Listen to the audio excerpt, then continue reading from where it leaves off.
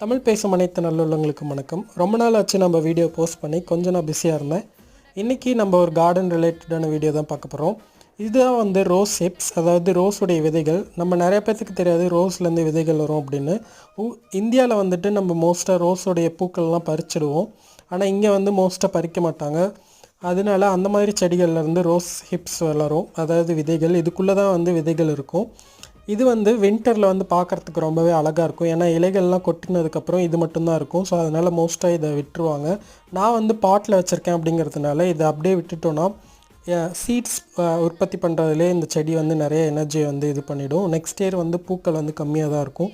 But நம்ம கிரவுண்டில் வளர்க்குறோம் அப்படின்னா இதை அப்படியே விட்டுறலாம். பிகாஸ் கிரவுண்டில் வந்து நியூட்ரிஷன்ஸ் அதிகமாக இருக்கிறதுனால. ஸோ இப்போ நான் வந்து இது எல்லாத்தையும் கட் பண்ணிட போகிறேன். இதிலேருந்து இருக்கக்கூடிய விதைகள் வந்து உற்பத்தி ஆகும். அதாவது ஜெர்மினேட் ஆகிறதுக்கு ரொம்ப நாள் ஆகும். ஜெர்மினேட் ஆகி வளர்கிறதுக்கு, பூ பூக்கிறதுக்கு.